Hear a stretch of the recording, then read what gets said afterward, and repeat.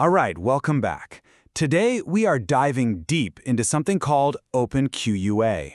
It's a brand new AI that can, get this, literally use your computer for you. We're going to tear apart the research paper behind it, figure by figure, to see exactly how they pulled this off. Okay, just look at this screen. You're planning a trip, right? You've got tabs open for hotels, flights, dates. It's that kind of digital busy work we all get stuck in. Now, what if an AI could just handle all of that for you? Yeah, I mean, who hasn't wished for that? A genius little assistant that you could just tell, hey, find me the best hotel deal, and it would handle all the clicks, all the typing, all the jumping between apps to make it happen. So here's the catch. The really powerful AIs that can do this stuff, they're called computer use agents, or CUAs for short, have always been proprietary. They're locked up tight inside these giant tech companies, and how they actually work is a complete black box. Well, that was true. Until now. A brand new research paper just dropped the entire blueprint for building a powerful, open-source version that anyone can use. And today, we're going to walk through that blueprint together.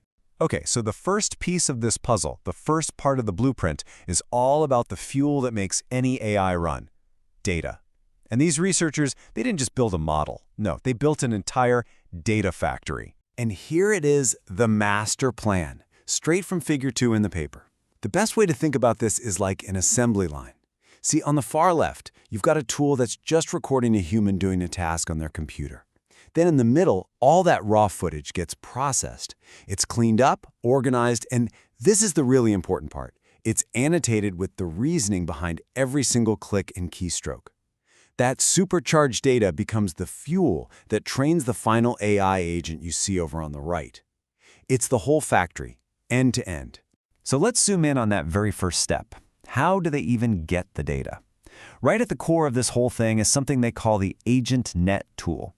It's basically an app that just hums along quietly in the background, recording everything a person does, their screen, every mouse click, every single keystroke, while they go about doing real-world stuff on their computer. And what you get from that tool is this, the AgentNet dataset. And this donut chart, this is Figure 4 from the paper, it just perfectly shows how incredibly diverse the data is. We're talking about 22,625 tasks they collected. And it's not just simple stuff, you know. You've got your everyday tasks like shopping online, but also serious work tasks in office software, and even super complex professional things like graphic design and coding. This slide really hammers home the sheer scale of what they collected. The image on the left, that colorful cloud, is basically a map of all the different tasks. Each color represents a different category, so you can see clusters for things like data analytics or creative work. It proves the dataset isn't just huge, it's really well structured. And then on the right, you see that this data wasn't just collected on one type of computer. Nope, it's from Windows, Mac OS, and Ubuntu. That kind of cross-platform diversity is absolutely critical if you want to build an AI that can work on anybody's computer. Okay, so they've got this massive pile of amazing data. But here's the thing, just showing an AI what to do isn't enough to make it truly intelligent. You have to teach it how to think. And that brings us to the agent's secret weapon, its inner monologue. This secret sauce has a name, reflective chain of thought. And honestly, the best way to wrap your head around it is to imagine it's the AI's inner voice. You know, before it clicks a button, it thinks to itself, okay, what's my goal? What did I just do? Was that right? Did I mess up? Okay, here's what I'm going to do next. It's that whole process of planning and self-reflection. So how in the world do you create an inner monologue for an AI? Well, this diagram from Figure 5 lays out their really clever two-step process. First, they use a powerful AI called the generator to watch the human's actions and just write out a plausible thought process. But then, and this is the genius part, a second AI, the reflector, comes in and checks its work. It's like a little editor on its shoulder asking, does this actually make sense? Did that click actually help achieve the goal? This step adds this crucial layer of self-correction to the AI's thinking. And here in Figure 6, you can see that magic happening live. The goal in this task was to create a table with 5 rows, but the AI's last action messed up and set the rows to 1. But look, in its reflection section, it literally writes, error, model mistakenly clicked the wrong place, changing the rows from 2 to 1 instead of 5.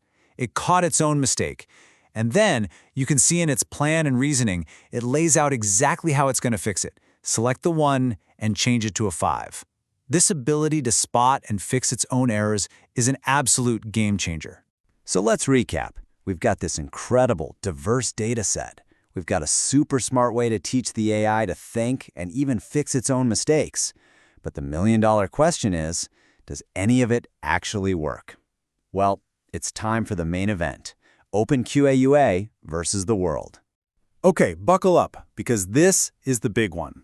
This is figure 1, and it tells the whole story. Let's look at the chart on the left first. It shows why their training method is so powerful. That gray line at the bottom is a basic approach, and you can see its performance just flatlines. But the blue line, that's our recipe with the inner monologue. It just soars upwards as they feed it more data.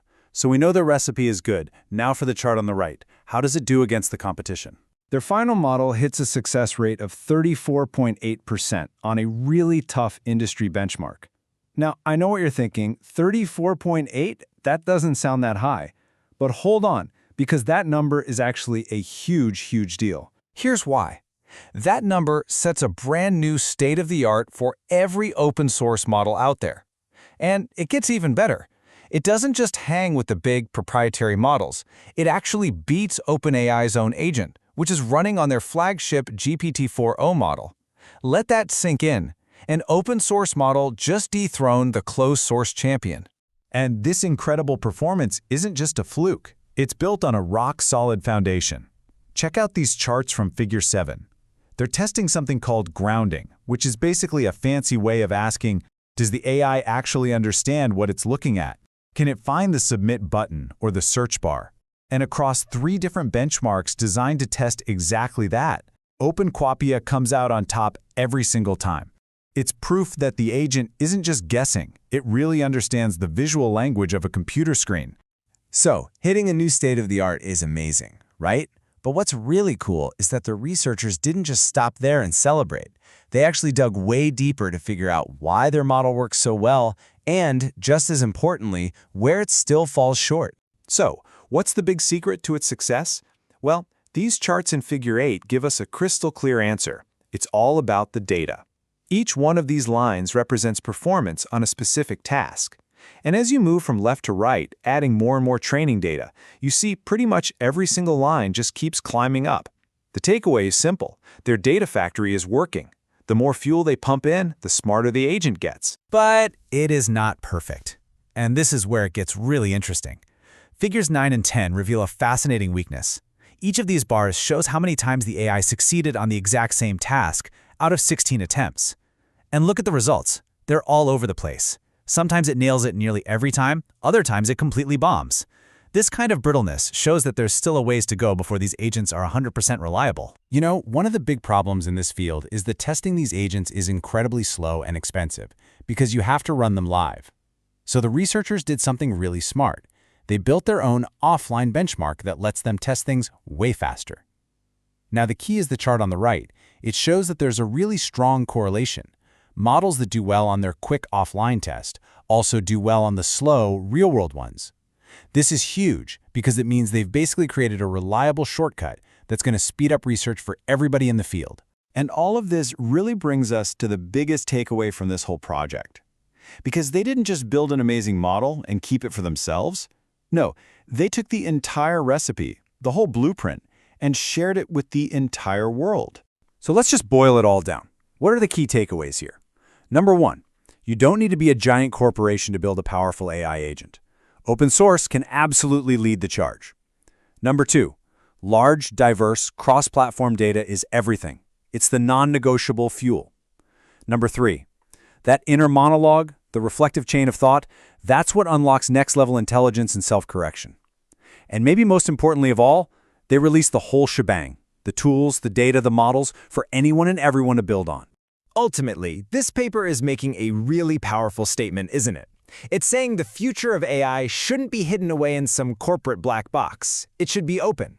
This blueprint is an open invitation for everyone to come and build, study, and improve these incredible tools.